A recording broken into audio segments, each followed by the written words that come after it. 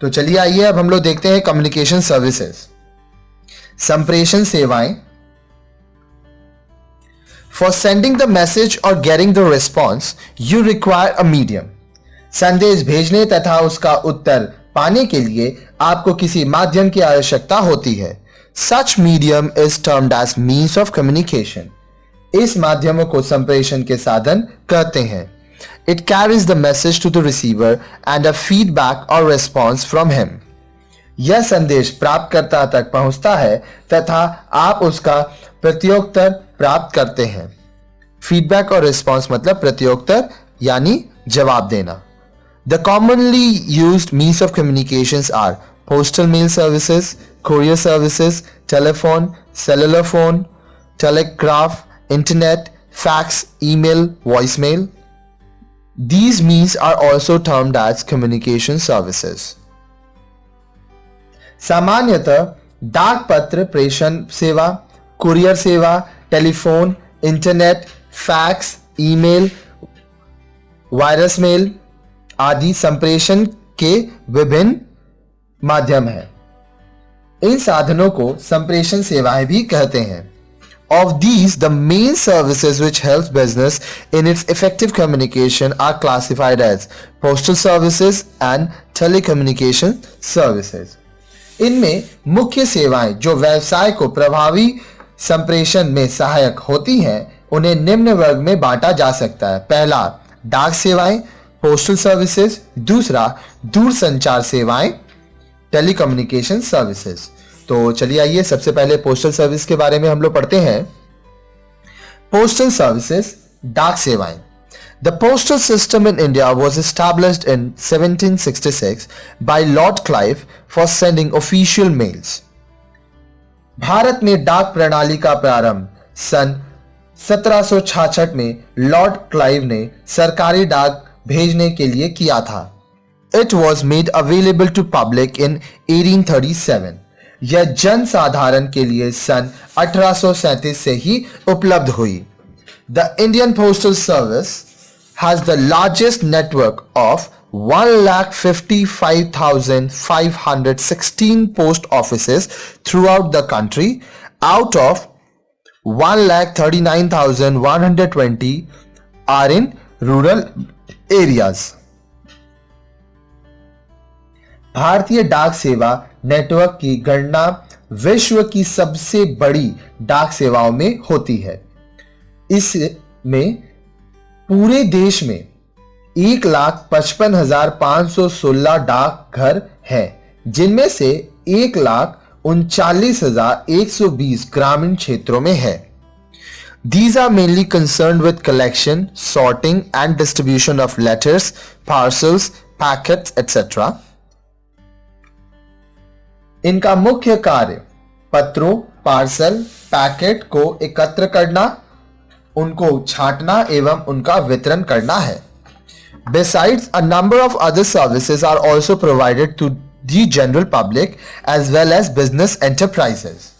इसके अतिरिक्त जनसाधारण एवं व्यावसायिक उद्योगों के लिए अन्य अनेक सेवाएं प्रदान करते हैं। Let us classify the various postal services. आइए डाक सेवाओं को विभिन्न वर्गों में इस प्रकार वर्गीकृत करें। वर्गीकृत करना मतलब क्लासिफाई करना। सबसे पहला, मेल सर्विस, डाक सेवाएं। The postal mail service deals with both inland and international mails. डाक सेवाओं में अंतर्देशीय एवं अंतर्राष्ट्रीय दोनों प्रकार की डाक सेवाएं सम्मिलित हैं। An inland mail is one where the sender and the receiver of the mail resides within the same country. डाक की देशीय सेवा वह है जिसमें डाक भेजने वाला एवं प्राप्तकर्ता दोनों एक ही देश में रहते हों। On the other hand, where the sender and the receiver of the mail resides in different countries, it is called an international mail. दूसरी ओर यदि डाक को भेजने वाला एवं प्राप्तकर्ता दोनों अलग अलग देशों में रहते हों तो इसे अंतरराष्ट्रीय डाक सेवा कहते हैं। While sending a written message, the sender can make use of a postcard, an inland letter, or an envelope. For sending some items in a packet, a parcel post facility is provided. Articles in the form of printed materials, printed books, periodicals, greeting cards can also be mailed by book post. डाक से लिखित संदेश भेजने के लिए post card, अंतर्देशीय पत्र या फिर लिफाफों का उपयोग किया जाता है. पैकेट में कुछ सामान के लिए डाक पार्सल का प्रयोग होता है. छापा सामान, पुस्तकें, पत्रिकाएं, शुभ संदेश आदि भी बुक पोस्ट से भेजे जा सकते हैं. Besides these general mail service, some specialized mail service are also provided by the post office for convenience to the public. Let us know these service in brief. इसके साथ साथ जनता की सुविधा के लिए डाकघर कुछ विशिष्ट डाक सेवाएं भी प्रदान करते हैं. आइए इन सेवाओं के बारे में संक्षेप में जानें. सबसे पहला, सर्टिफिकेट ऑफ पोस्टिंग, डाक प्रेषण प्रमाण पत्र. For ordinary letters, the post office does not give any receipt. But if the sender wants a proof that he or she has actually posted the letter, then a certificate can be obtained from the post office on payment of a prescribed fee, which is called certificate of posting. These letters are marked as under postal certificate UPC. सामान्य पत्रों के लिए डाक घर कोई रसीद नहीं देता है, लेकिन यदि पत्र प्रेषक इस बात का प्रमाण चाहता है कि उसने वास्तव में पत्र को डाक से भेजा था, तो उसे निर्धारित फीस के भुगतान पर डाकघर एक प्रमाण पत्र जारी करता है, जिसे डाक प्रेषण प्रमाण पत्र कहते हैं. इन पत्रों पर डाक प्रमाण पत्र UPC अंकित होता है. ये सेवा 11 मार्च 2011 से समाप्त की गई है. अब आप ये सेवा नहीं ले सकते. पहले आपको लिए ये लेने के लिए आपको कुछ पैसा पे करना पड़ता था, लेकिन 11 मार्च 2011 से ये सेवा समाप्त कर दी गई है. रजिस्टर्ड पोस्ट, पंजीकृत डाक. If the sender wants that the mail should definitely be delivered to the addressee, otherwise it must return to him, then post office offers registered post facility. For this service, the post office charges additional amount and issue a receipt for the registered post. यदि डाक भेजने वाला चाहता है कि डाक को प्रेषणी को अवश्य सुपुर्द किया जाए, मतलब जिसके पास आप भेज रहे हो उसको जरूरी से ये चिट्ठी या डाक पहुंचाया जाए, और ऐसा नहीं होने पर डाक को उसे लौटा दिया जाए, तो इसके लिए डाकघर पंजीकृत डाक सेवा रजिस्टर्ड पोस्ट की सुविधा प्रदान करते हैं. इस सेवा के बदले डाकघर अतिरिक्त राशि लेता है तथा पंजीकृत डाक के लिए प्रेषक को रसीद जारी करता है. आपको कुछ एक्स्ट्रा पैसा देना पड़ता है और आपको एक बिल मिलता है इसके लिए. इंश्योर्ड पोस्ट, बीमाकृत डाक. To compensate for the loss in case the letter or parcels get damaged or lost in transit, the post office provides insured post facility. For this, the post office acts as an insurer. The insurance premium is paid by the sender. आप insurance पढ़े थे, आप वहां पे देखिए life insurance होता है, fire insurance होता है, मरीन इंश्योरेंस होता है. साथ ही साथ अगर आप किसी को लेटर भेज रहे हैं या कोई पार्सल भेज रहे हैं तो आप उसका भी इंश्योरेंस करा सकते हैं. यदि डाक अथवा पार्सल के रास्ते में ही नष्ट अथवा क्षतिग्रस्त होने की आशंका हो तो इन्हें भेजने वाला प्रीमियम का भुगतान कर डाकघर से ही इनका बीमा करवाया जा सकता है और अपना सामान भेज सकता है. इस स्थिति में डाकघर बीमाकार के रूप में कार्य करता है एवं नुकसान होने पर उसकी पूर्ति करता है. बीमा प्रीमियम का भुगतान डाक भेजने वाला व्यक्ति डाकघर में ही कर देता है. स्पीड पोस्ट, द्रुतगामी डाक. This facility provides quick, time-bound as well as guaranteed mail delivery in some selected destinations on payment of additional charge. The facility is available in more than 1,000 post offices in India and links with 97 countries. अतिरिक्त fees का भुगतान करके कुछ चुने हुए स्थानों में शीघ्र से शीघ्र निश्चित समय में व गारंटी सहित डाक को पहुंचाया जा सकता है. यह सुविधा भारत में 1000 डाकघरों में उपलब्ध है तथा अंतरराष्ट्रीय स्तर पर 97 देशों के लिए उपलब्ध है। नेक्स्ट, पोस्ट रीस्टेंट, न्यस्त डाक। When the exact postal address of the receiver is not known, the sender can avail of post reinstatement facility. The letter can be sent to the postmaster of the locality where the receiver resides. The receiver can collect the letter from the post office on showing his identity. This facility is suitable for tourists and traveling salesmen who are not sure about their address in a particular place, or for any other person looking for a fixed address at a new place. न्यस्त डाक, यदि प्रेषणी कौन होता है? जिसको आपको product भेजना है। जैसे मान लीजिए अगर मैं आपको कोई पत्र भेज रहा हूं तो आप प्रेषणी हैं। यदि प्रेषणी का सही पता नहीं है तो प्रेषक कौन हुआ? भेजने वाला न्यस्त डाक की सुविधा प्राप्त कर सकता है। इसके अंतर्गत पत्र को उस क्षेत्र के डाक अधिकारी को भेजा जाता है जिसमें प्रेषणी रहता है। प्रेषणी अपनी पहचान कराकर डाकघर से पत्र प्राप्त कर सकता है। यह सुविधा यात्रा कर रहे लोग तथा यात्री विक्रयकर्ताओं, ट्रैवलिंग सेल्समैन के लिए उपयोगी है, क्योंकि किसी भी शहर में इनका पता निश्चित नहीं होता। ऐसे लोगों के लिए जो किसी नए स्थान पर स्थायी पते की तलाश में हैं, उनके लिए भी यह सुविधा लाभदायक है। तो चलिए आइए अब हम लोग स्टार्ट करते हैं फाइनेंशियल सर्विसेज, जिसको हिंदी में वित्तीय सेवाएं कहते हैं। Various financial services are provided by the post office through savings scheme, remittance services, distribution of mutual funds and securities. डाकघर द्वारा विभिन्न वित्तीय सेवाएं प्रदान की जाती हैं, जैसे डाकघर बचत योजना, धन हस्तांतरण सेवाएं एवं म्यूचुअल फंड एवं प्रतिभूतियों का वितरण आदि। सबसे पहला जो है, हम लोग एक एक करके सारा पढ़ेंगे। ये जो टॉपिक है ये आपका पोस्टल सर्विसेज में आएगा। ये सेविंग स्कीम्स, जिसको बचत सेवाएं कहते हैं। आप बैंक में पैसा रखते हो, वैसे ही आप पोस्ट ऑफिस में भी अपना पैसा रख सकते हो। अब देखिए क्या क्या स्कीम्स होते हैं, इसके बारे में हम लोग पढ़ेंगे। There are 8 different schemes offered by the post office to mobilize the savings from public. जनता की बचत को जमा करने के लिए डाकघर की 8 विभिन्न योजनाएं हैं। वो क्या है, आइए देखते हैं। पहला, post office savings bank account, डाकघर बचत बैंक खाता। फिर 5 years post office recurring deposit scheme, 5 वर्षीय डाक आवृत्ति जमा योजना। देखिए यहां पे क्या है, आपका सेविंग्स बैंक अकाउंट हो गया, पोस्ट ऑफिस में आप पैसा जमा कर सकते हो।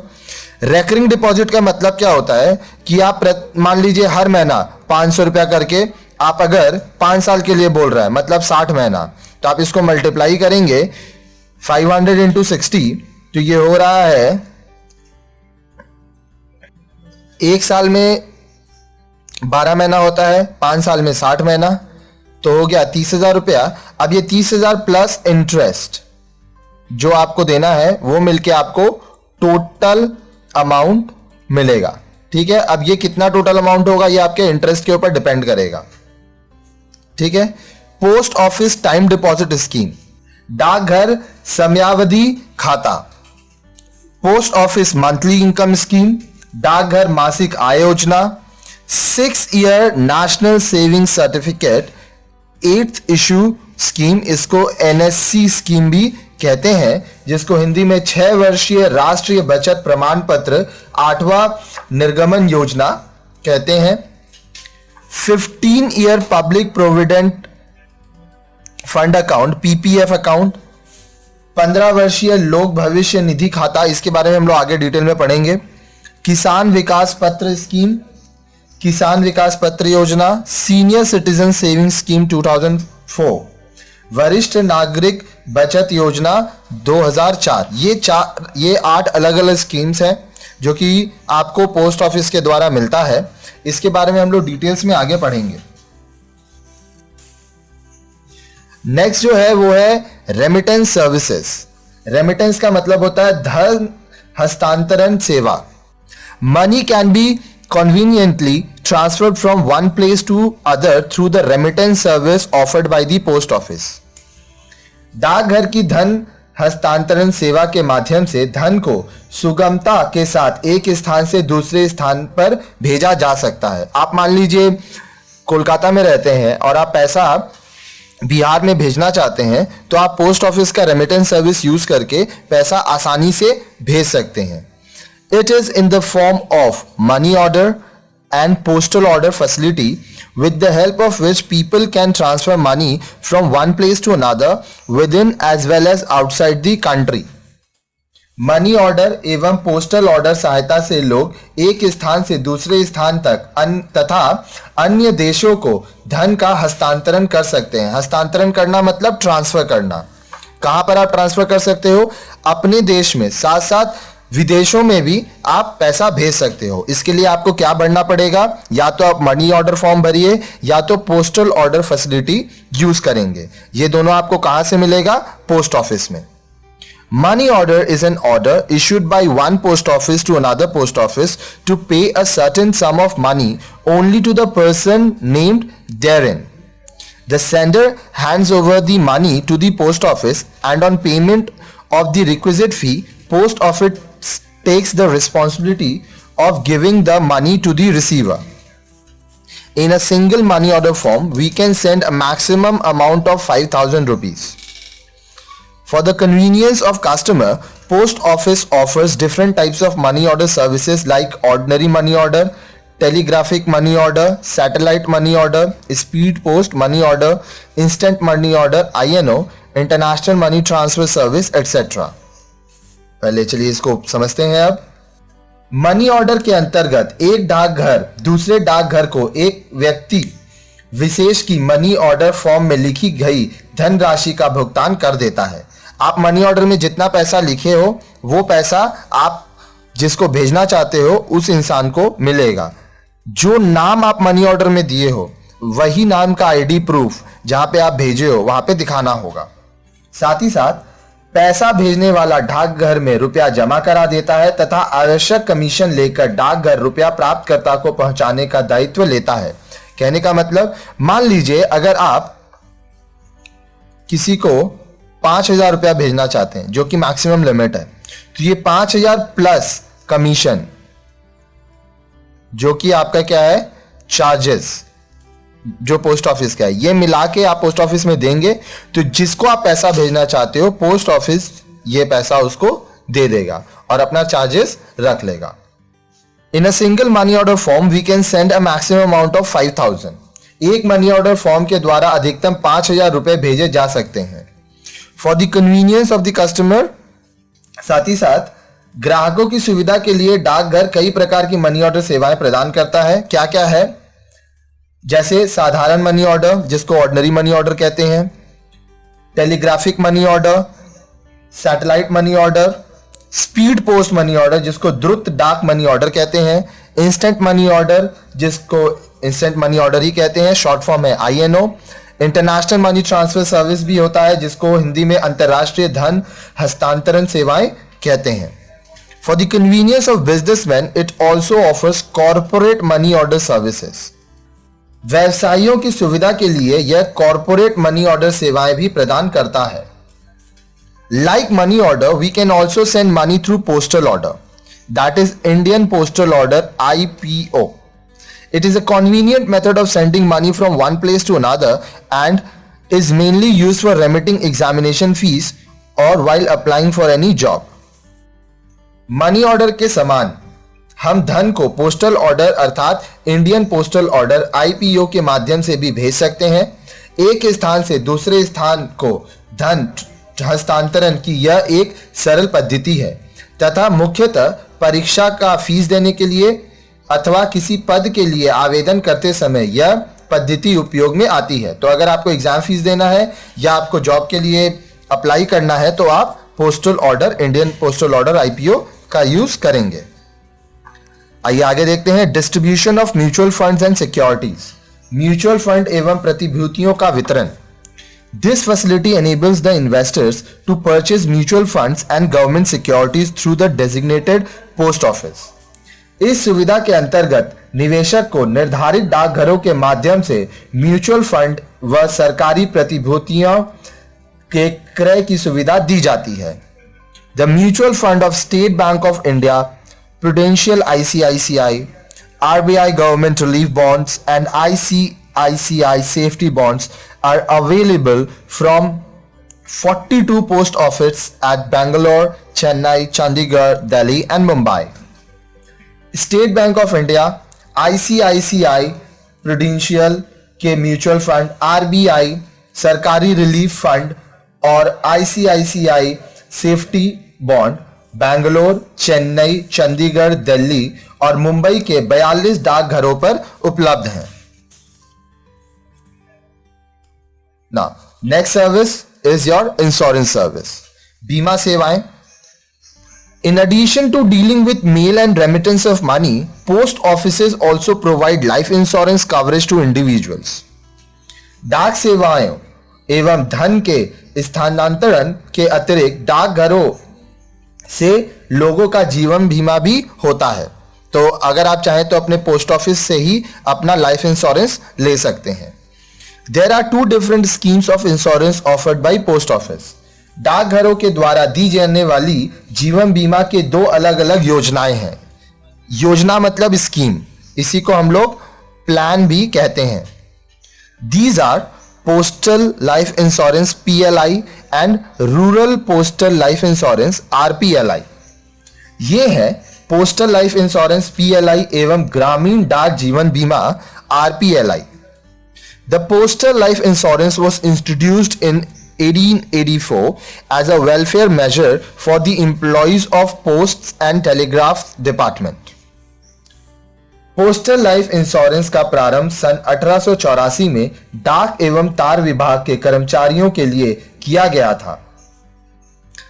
Later on, it was extended to the employees of central and state governments, public sector undertakings, universities, government-aided institutions, nationalized banks and financial institutions, local bodies like municipalities and जिला परिषद, जिससे बाद में केंद्र व राज्य सरकारों के कर्मचारियों, सार्वजनिक क्षेत्र के निगमों, विश्वविद्यालयों, सरकारी सहायता प्राप्त संस्थानों, राष्ट्रीयकृत बैंकों, वित्तीय संस्थानों एवं जिला परिषद के कर्मचारियों के जीवन के बीमा तक विस्तृत कर दिया गया.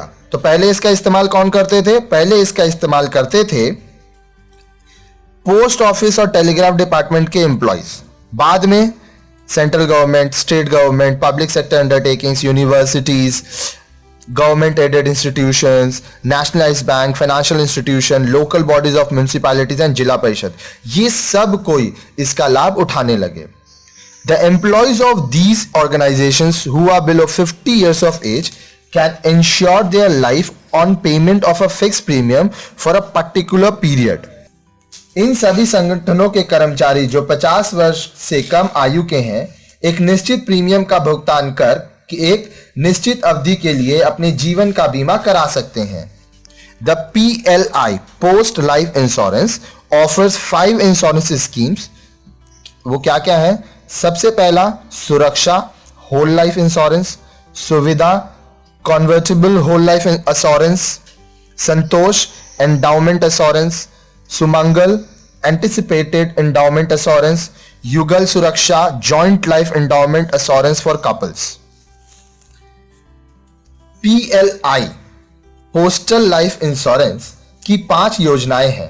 पहला सुरक्षा आजीवन जीवन बीमा, दूसरा सुविधा परिवर्तनीय आजीवन जीवन बीमा, तीसरा संतोष बंदोबस्ती बीमा, चौथा सुमंगल संभावित बंदोबस्ती बीमा, पांचवा युगल सुरक्षा पति पत्नी का संयुक्त जीवन बंदोबस्ती बीमा. अब ये जो इंश्योरेंस है, जो हमारा, अगर आप इंश्योरेंस का वीडियो सारा देखे हैं तो ये सारा चीज आपके लिए बहुत ही क्लियर होगा. अगर आप नहीं देखे हैं तो लाइन से सारा वीडियोस देखिए, तो जितना भी चीज है वो हम लोग सारा कुछ इसमें कवर किए हैं. Just like PLI, The post office also provides life insurance coverage to the people living in rural areas. Sat low premiums, it's not sat, ये at होगा, at low premiums under the scheme of Rural Postal Life Insurance (RPLI). This was introduced on 24th March 1995.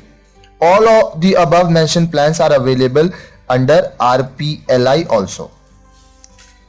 बोल रहा है PLI postal life insurance के समान ही डाकघर अपनी ग्रामीण डाक जीवन बीमा RPLI योजना के अंतर्गत कम प्रीमियम पर ग्रामीण क्षेत्रों में रहने वाले लोगों के जीवन का बीमा करते हैं। इसका प्रारंभ 24 मार्च सन 1995 में किया गया। उपरोक्त सभी योजनाएं ग्रामीण डाक जीवन बीमा योजना RPLI के अंतर्गत भी उपलब्ध हैं। तो डिफरेंस क्या है? PLI में और RPLI में जो प्रीमियम का अमाउंट है RPLI में कम होता है, लेकिन ये कौन इस्तेमाल कर सकते हैं? जो लोग रूरल एरिया में रहते हैं, मतलब ग्रामीण एरिया में। Next, business development services. Besides carrying mail through various means as discussed earlier, Post Office offers some special services to the business firms. Let us learn in brief about those services. व्यवसाय विकास सेवाएं। विभिन्न माध्यमों से डाक को ले जाने के अतिरिक्त जिनके संबंध में पहले बताया जा चुका है, डाकघर व्यावसायिक इकाइयों को कुछ विशेष सेवाएं प्रदान करते हैं। आइए इन सेवाओं के संबंध में संक्षेप में जानें। सबसे पहला है बिजनेस पोस्ट, व्यावसायिक डाक। In this service, post office undertakes all the pre-mailing activities of the bulk senders. Pre-mailing activities include collection from sender's doorstep, insertion of goods in packet, pasting and addressing, as well as franking of mailings, etc. इस सेवा के द्वारा डाकघर बड़ी मात्रा में डाक भेजने वालों की डाक भेजने से पहले की सभी क्रियाओं को करते हैं। यह क्रियाएं हैं प्रेषक के कार्यालय से डाक को लाना, प्रेषक कौन होता है? सेंडर। उन्हें पैकेट में डालना, उन पर पते लिखकर टिकट इत्यादि लगाकर पोस्ट करना।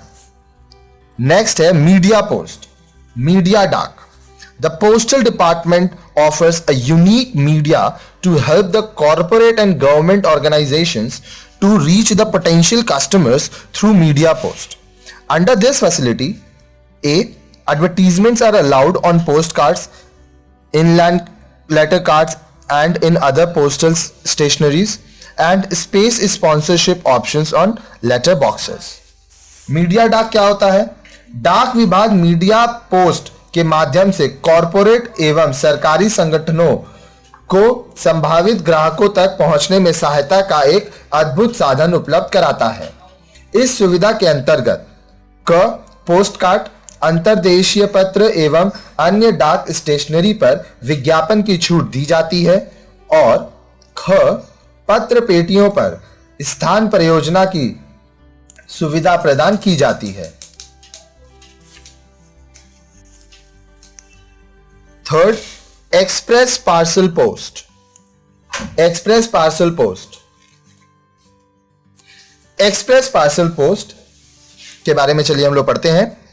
Post office offers a reliable, speedy and economical parcel service to the corporate and business customers through its express post.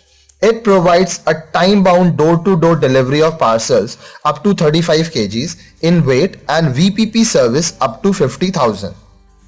डाकघर अपनी एक्सप्रेस डाक सेवा के द्वारा कॉर्पोरेट एवं व्यावसायिक ग्राहकों को विश्वसनीय, शीघ्रगामी एवं मितव्ययी पार्सल सेवा प्रदान करते हैं। यह 35 किलोग्राम वजन तक के पार्सल एवं 50,000 रुपए तक की मूल्य दे डाक VPP को निर्धारित समय पर प्रेषणी के घर तक पहुंचाते हैं। प्रेषणी कौन हुआ? आपका रिसीवर, प्रेषक भेजने वाला, प्रेषणी लेने वाला। नेक्स्ट, डायरेक्ट पोस्ट, सीधे डाक।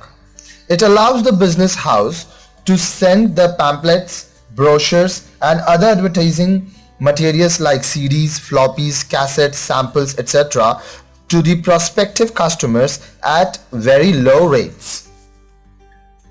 सीधे डाक, इसके अंतर्गत व्यावसायिक इकाइयां पर्चे एवं अन्य विज्ञापन सामग्री जैसे सीडी, फ्लॉपी, कैसेट, नमूने आदि को कम मूल्य पर सीधे संभावित ग्राहकों को भेज सकती हैं। नेक्स्ट है रिटेल पोस्ट। रिटेल पोस्ट मतलब फुटकर डाक।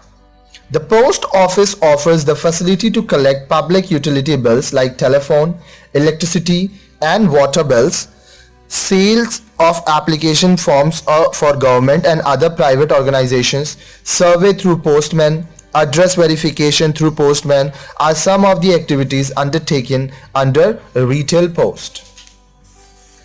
फुटकर डाक डाकघर टेलीफोन, बिजली एवं पानी के बिल आदि सार्वजनिक सुविधाओं संबंधी बिलों का पैसा एकत्रित करने एवं अन्य इसी प्रकार की सुविधाएं भी प्रदान करते हैं। सरकार एवं अन्य निजी संगठनों के आवेदन पत्रों की बिक्री करना, डाकिये के द्वारा सर्वेक्षण करना, डाकिये के द्वारा पता जांच कराना आदि कुछ सेवाएं हैं जो फुटकर डाक सेवा के अंतर्गत प्रदान करती है। तो इसमें क्या हो रहा है, टेलीफोन का बिल, इलेक्ट्रिसिटी का बिल, वाटर बिल्स, ये सब आपके घर आता है। फिर गवर्नमेंट का या प्राइवेट ऑर्गेनाइजेशन का जो एप्लीकेशन फॉर्म है, सर्वे होता है, एड्रेस वेरिफिकेशन होता है, ये सब पोस्टमैन करता है। नेक्स्ट बिजनेस रिप्लाई पोस्ट, व्यावसायिक उत्तरापेक्षित डाक। Under this facility, post office allows the customers to send their reply through business reply post, which does not require any postage from the sender. The post office recovers the postage from the addressee later on. व्यावसायिक उत्तरापेक्षित डाक, इस सेवा के अंतर्गत डाकघर ग्राहक को व्यावसायिक उत्तरापेक्षित पत्र माध्यम से बिना किसी शुल्क के अपने उत्तर भेजने की छूट देता है। इसके लिए प्रेषक को कोई डाक व्यय नहीं चुकाना पड़ता। डाकघर प्रेषणी से बाद में इस राशि को प्राप्त कर लेता है। अब बिजनेस रिप्लाई पोस्ट ये क्या होता है, मान लीजिए आप किसी को एक लेटर भेजें, साथ ही साथ उसमें रिप्लाई का भी एक ऑप्शन रहता है, जिसके लिए मान लीजिए अगर मैं आपको लेटर भेजता हूं, मैं ए हूं आप बी हो, ठीक है, मेरे थ्रू आपके पास एक लेटर गया, उस लेटर का आपको रिप्लाई करना है। तो जब हम आपको भेजे हम पैसा दिए, लेकिन जब आप हमको भेजोगे तो वहां पे रिप्लाई पोस्ट का ही है ऑप्शन, तो आप मेरे को जब भेज रहे हो तो आपको पैसा नहीं देना होगा। जब वो पोस्ट मेरे पास आएगा मैं उसको पैसा दूंगा। किसको पैसा दूंगा? पोस्टमैन को। पोस्ट शॉप, डाक दुकान। Post shops are the small retail shops established for sale of postal stationery items, greeting cards and small gift items to the customer. These shops are found within the premises of some post offices. डाक दुकानें वह छोटी फुटकर दुकानें होती हैं जिनकी स्थापना ग्राहकों को डाक स्टेशनरी, शुभकामना कार्ड एवं छोटे उपहार बेचने के लिए की गई हैं। यह दुकानें कुछ डाकघरों के परिसर में लगी होती हैं। Next VPP, value payable post, इसको मूल्य देय डाक कहते हैं। This facility is offered to meet the requirement of traders who wish to sell their articles and collect the price of articles supplied by them through the post office. Under this service, post office receives the properly packed goods from the sellers and carries those to the customers. After receiving the total amount, the price of the goods plus the VPP charge from the customer, it delivers the goods to him or her. Later on, the post office sends the amount due to the seller. मूल्य देय डाक, यह सुविधा उन व्यापारियों की आवश्यकता की पूर्ति करती है जो अपने माल की बिक्री तथा उसके मूल्य की वसूली डाक के माध्यम से करना चाहते हैं। यहां डाकघर विक्रेता के पैक किया हुआ माल लेते हैं तथा उसे ग्राहक तक पहुंचाते हैं। ग्राहक से माल का मूल्य एवं मूल्य देय डाक का शुल्क मिलाकर पूरी राशि लेने के बाद सामान उसे दे दिया जाता है। फिर डाकघर उसमें से अपना शुल्क रखकर बची राशि विक्रेता को भेज देता है। ये बहुत फेमस टर्म है, इसको हम लोग COD, कैश ऑन डिलीवरी नाम से जानते हैं। इसमें क्या होता है, मान लीजिए आप कुछ परचेज किए और कैश ऑन डिलीवरी VPP है वो आपके, तो जब आप परचेज किया, आप उस समय पैसा नहीं दिए, तो इसका भी हम लोग एग्जांपल लेते हैं। मान लीजिए ए, मैं हूं बिजनेसमैन, बी आप हो कस्टमर। आप मेरे से एक मोबाइल परचेज किए, ठीक है। अब ये परचेज आप कैसे कर रहे हो? मान लो वेबसाइट के थ्रू। आप ऑप्शन लिए हो वीपीपी का, कैश ऑन डिलीवरी, जिसको हम लोग जानते हैं। तो मैं पोस्ट ऑफिस को प्रोडक्ट दे दूंगा अपना पैक करके, वो आपके पास जाएगा, पहले आपसे पैसा लेगा, फिर आपको ये मोबाइल दे देगा। फिर ये आपसे पैसा लेने के बाद अपना जो चार्जेस है वो काट कर ये मोबाइल का जितना पैसा मेरे को मिलना चाहिए वो मुझे देगा। आइए अब हम लोग देखते हैं कॉर्पोरेट मनी ऑर्डर के बारे में, जिसको हिंदी में भी कॉर्पोरेट मनी ऑर्डर कहा जाता है। Like individuals, business organization can also transfer money through money order. For them the post office offers corporate money order service. It enables business organization to transfer up to 1 crore to any part of the country. आप आगे पढ़ें कि money order में आप maximum 5,000 भेज सकते हैं। ये इंडिविजुअल्स के लिए है, लेकिन बिजनेस ऑर्गेनाइजेशन 1 करोड़ रुपया तक भेज सकता है मनी ऑर्डर के थ्रू। कौन सा money order? Corporate money order. आम लोगों की तरह व्यापारिक संगठन भी मनी ऑर्डर के द्वारा धन हस्तांतरित कर सकते हैं। उनके लिए डाकघर की कॉर्पोरेट मनी ऑर्डर सेवा उपलब्ध है।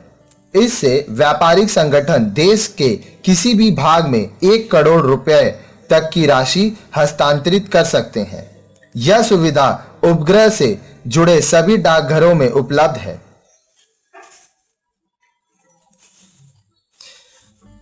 Post box and post bag facility. Post box एवं पोस्ट बैग सुविधा। Under this facility, a particular number and a box or a bag is allotted to the receiver at the post office to receive all unregistered emails. इस सुविधा के अंतर्गत डाकघर में प्राप्तकर्ता को एक विशेष संख्या एवं एक बॉक्स अथवा बैग निर्धारित कर दिया जाता है। Post office keeps all mails addressed to that number in those boxes or bags. डाकघर उस संख्या पर आने वाली सभी गैर पंजीकृत डाक को उन बॉक्स अथवा थैलों में रख लेता है। The addressee makes necessary arrangement to collect the mails as per his convenience. प्राप्तकर्ता अपना सुविधा अनुसार डाक को लेने के लिए आवश्यक इंतजाम करता है। This facility is mostly suitable for business firms which want to receive their mail promptly. यह सुविधा उन व्यापारिक फर्मों के लिए उपयुक्त है जो अपनी डाक जल्दी लेनी चाहती हैं। Those who don't have any fixed address or those who do not want to disclose their names and address can avail of this facility on payment of a specified rent. वह लोग जिनका कोई स्थायी पता नहीं होता या फिर वे लोग जो अपना नाम एवं पता गुप्त रखना चाहते हैं, इस सुविधा का लाभ एक निर्धारित किराए का भुगतान कर उठा सकते हैं। Next, bill mail service. Bill डाक सेवा। It provides cost effective solution for mailing of periodic communication with nature of annual reports, bills, monthly account bills or other items of similar nature. Bill डाक सेवा यह वार्षिक रिपोर्टों, bill, मासिक लेखा bill और इसी प्रकार की अन्य मदों के आवधिक संप्रेषण के लिए कम लागत पर प्रदान की जाने वाली सेवा है। Next, E post, E Dak. E post service launched on 30th January 2004. This has enabled people to send and receive messages through email in all post office of the country. To make it more useful for business, a corporate version of email was launched on 18th October 2005, which allows simultaneous sending of e-post to maximum of 9,909 addressees. ई-डाक सेवा का शुभ आरंभ 30 जनवरी सन 2004 को किया गया था। इसके अंतर्गत लोग देश के सभी डाकघरों में ईमेल के माध्यम से संदेश भेज सकते हैं। व्यवसाय के लिए इसे और अधिक उपयोगी बनाना के लिए कॉर्पोरेट ईमेल प्रतिरूप का 18 अक्टूबर सन 2005 को शुभारंभ किया गया, जिससे एक ही समय में अधिकतम 9,999 पतों पर ई डाक एक साथ भेजी जा सकती है। चलिए आइए अब हम लोग देखते हैं टेलीकम्युनिकेशन सर्विस के बारे में, जिसको हिंदी में दूरसंचार सेवाएं कहते हैं हम लोग। The first telegraph line between Kolkata and Diamond Harbour was opened for traffic in 1851. Kolkata और डायमंड हार्बर के बीच पहली टेलीग्राम लाइन को संदेश भेजने के लिए सन 1851 में खोला गया। The first telephone service was introduced in Kolkata in 1881 to 82 and the first automatic exchange was commissioned at Shimla in 1913 to 1914. As of now, India is the 10th largest telecom network in the world in terms of number of phones. The various telecommunication services now available in India are as follows. तो हम लोग आगे postal services पढ़े थे, अब हम लोग telecommunication services देख रहे हैं। इसमें देखिए जो हम लोग यहाँ पढ़े हैं उसको हिंदी अनुवाद। पहली टेलीफोन सेवा का प्रारंभ कोलकाता में सन 1881-82 से किया गया तथा पहला स्वचालित एक्सचेंज शिमला में सन 1913-14 में प्रारंभ किया गया। अब भारत टेलीफोन की संख्या के आधार पर विश्व का 10वां सबसे बड़ा नेटवर्क है। भारत में उपलब्ध विभिन्न दूरसंचार सेवाएं नीचे दी गई हैं। सबसे पहला है फिक्स्ड लाइन फोन, जिसको हम लोग लैंडलाइन फोन के नाम से जानते हैं। The fixed line phone or telephone is a very popular means of verbal communication. It is widely used for internal and external business communication. It facilitates both oral conversation as well as sending written text messages. Both government and private telecom companies provide this service in our country. स्थायी line phone अथवा telephone मौखिक संप्रेषण का अत्यधिक लोकप्रिय संसाधन है। यह व्यवसाय में आंतरिक एवं बाह्य संप्रेषण के लिए बहुत अधिक प्रयोग में आता है। इससे मौखिक बातचीत, चर्चा एवं लिखित संदेश भेजा जा सकता है। हमारे देश में सरकार एवं निजी दूरसंचार कंपनियां यह सेवा प्रदान करती हैं। Next, cellular services. Nowadays, cellular phones or mobile phones are very popular as they give access to the receiver at all times and everywhere. This is an improvement over the fixed line telephone. It possesses many modern features like short messaging services (SMS), multimedia messaging services (MMS), etc. MTNL, BSNL, Airtel, Idea, Hutch जो कि अब Vodafone हो गया है, Reliance, Tata are the leading mobile phone service providers in our country. Cellular सेवाएं। आजकल cellular अर्थात phone बहुत लोकप्रिय हो गया है क्योंकि इससे संदेश प्राप्तकर्ता तक हर समय एवं हर स्थान पर पहुंचा जा सकता है। यह स्थायी लाइन टेलीफोन का सुधार रूप है। इसमें कई आधुनिक विशेषताएं हैं जैसे कि संक्षिप्त संदेश सेवा (SMS), मल्टीमीडिया मैसेजिंग सेवाएं (MMS) आदि। MTNL, BSNL, Airtel, idea, Vodafone, Reliance एवं टाटा हमारे देश की अग्रणी मोबाइल सेवा प्रदान करने वाली कंपनियां हैं। नेक्स्ट है Telegram. It is a form of written communication by which messages can be sent quickly to distant places. It is generally used when there is an urgency of communicating an important message. Nowadays, this facility is not available in any of the telegraph offices. ये पहले होता था, अब नहीं होता है, लेकिन होता था, इसलिए हम लोग को पढ़ना है, तो इसका मतलब समझिए। टेलीग्राम यह एक प्रकार का लिखित संप्रेषण है जिसके माध्यम से संदेश को शीघ्रता से दूर स्थानों को भेजा जा सकता है। इसका प्रयोग अति आवश्यक छोटे संदेशों के प्रेषण के लिए किया जाता है। यह सुविधा टेलीग्राफ ऑफिस में उपलब्ध होती है। हालांकि यह सेवा भारतीय डाकघरों में अब उपलब्ध नहीं है क्योंकि हम लोग अब SMS यूज कर सकते हैं। टेलीग्राम से बहुत इजी SMS हो चुका है और काफी सस्ता माध्यम है, इसलिए अब टेलीग्राम सर्विस पूरा तरह से बंद कर दिया गया है। Next, telex. Telex provides a means of printed communication using teleprinter. The teleprinter is a teletypewriter having a standard keyboard and connected through telephone. Telex में टेलीप्रिंटर का उपयोग होता है। यह मुद्रित संप्रेषण का माध्यम है। टेलीप्रिंटर एक टेलीटाइपराइटर है जिसमें एक मानक कीबोर्ड होता है तथा यह टेलीफोन के द्वारा जुड़ा होता है। इसके बारे में हम लोग पढ़ चुके हैं। नेक्स्ट है फैक्स। फैक्स या facsimile is an electronic device that enables instant transmission of handwritten or printed matters to distant places.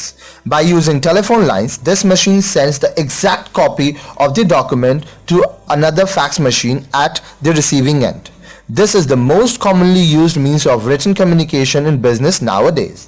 Fax या facsimile एक इलेक्ट्रॉनिक मशीन है जिससे हस्तलिखित अथवा मुद्रित विषय को दूर स्थानों को भेजा जा सकता है। टेलीफोन लाइन का प्रयोग कर यह मशीन दस्तावेज की हूबहू नकल प्राप्त करने वाली फैक्स मशीन पर भेज देती है। आज व्यवसाय में लिखित संप्रेषण के लिए इसका प्रचलन काफी बढ़ गया है। Next voicemail. ये जितना पॉइंट है इसके बारे में हम लोग डिटेल में आगे वीडियोस में पढ़े हैं। अगर आप आगे का वीडियोस देखे हैं तो आपको ये बहुत ही क्लियर हो जाएगा। अगर नहीं देखे हैं तो हमारे सारे वीडियोस को लाइन से देखिए, क्योंकि बिजनेस स्टडीज में टोटल 40 से ज्यादा चैप्टर्स हम लोग कवर कर रहे हैं और इसमें टोटल 200 से ज्यादा वीडियोस आपके लिए बनाई जाएंगी। Voicemail It is a computer-based system for receiving and responding to incoming telephone calls. यह कंप्यूटर आधारित प्रणाली है जिसके द्वारा आने वाले टेलीफोन को प्राप्त करके उसका जवाब दिया जा सकता है। It records and stores telephone messages through computer memory. Voicemail में कंप्यूटर की मेमोरी द्वारा टेलीफोन से आए संदेशों को जमा किया जाता है। The caller can get the required information by dialing the voicemail number and then following the instructions of the computer. Telephone करने वाला वॉइसमेल का नंबर डायल करता है, फिर कंप्यूटर द्वारा दिए निर्देशों का पालन कर आवश्यक सूचना ले जाता है। The individual can also record their messages through voicemail. लोग वॉइसमेल पर अपना संदेश भी रिकॉर्ड कर सकते हैं।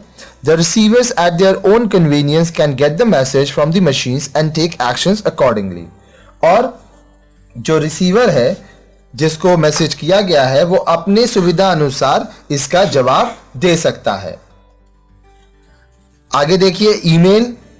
इलेक्ट्रॉनिक मेल कहते हैं, popularly known as email is a modern means of communication that transmits the written messages, pictures or sounds etc. from one computer to other connected through internet facility. Electronic mail का लोकप्रिय नाम email है। यह संप्रेषण का आधुनिक साधन है। इसमें मुद्रित संदेश, तस्वीर, आवाज आदि को इंटरनेट के माध्यम से एक कंप्यूटर से दूसरे कंप्यूटर पर भेजा जा सकता है। इसका नॉर्मल जो फॉर्मेट होता है आपका नाम @.com, ये .com .co हो सकता है, edu हो सकता है और जो हो सकता है। जैसे मेरा ईमेल आईडी है Raghunath Jaiswal @gmail.com। Next unified message services, एकीकृत संदेश सेवा। It is a system by which fax, voicemails and emails, all three can be received from one mailbox using telephone instruments, fax machines, mobile phones, internet browsers, etc. यह वह प्रणाली है जिसमें telephone उपकरण, fax machine, mobile phone व internet browser का उपयोग करके एक ही मेल बॉक्स पर फैक्स, वॉइसमेल और ईमेल संदेश प्राप्त किया जा सकता है। इसमें टेलीकॉन्फ्रेंसिंग है। Teleconferencing is a system through which people can interact without physically sitting in front of each other. People can hear the voice and see the picture of others and also respond to their queries while sitting in different countries. It makes the use of modern electronic devices like telephone, computers, television, etc. इसके बारे में detail में भी हम लोग पढ़ चुके हैं। टेलीकॉन्फ्रेंसिंग आपका दो तरह का से होता है, video conferencing, audio conferencing. Audio conferencing में आप सिर्फ लोगों की बात सुनते हैं, उनको देखते नहीं है। वीडियो कॉन्फ्रेंसिंग दो तरह का होता है। वीडियो कॉन्फ्रेंसिंग में एक होता है वीडियो कॉन्फ्रेंसिंग वन वे, जिसमें आप सामने वाले को देख रहे हैं, उसका बात सुन रहे हैं, लेकिन सामने वाला आपको सिर्फ सुन रहा है। दूसरा है बोथ वे, इसमें आप दोनों एक दूसरे को देख सकते हैं और एक दूसरे की बात को सुन भी सकते हैं। टेली कॉन्फ्रेंसिंग वह प्रणाली है जिसमें लोग आमने सामने बैठे बिना एक दूसरे से बातचीत कर सकते हैं। लोग दूसरों की आवाज सुन सकते हैं एवं उनकी तस्वीर भी देख सकते हैं। अलग अलग देशों में बैठे हुए लोग को भी एक दूसरे के प्रश्नों का उत्तर दे सकते हैं। इसमें टेलीफोन, कंप्यूटर, टेलीविजन जैसे आधुनिक उपकरणों का उपयोग किया जाता है।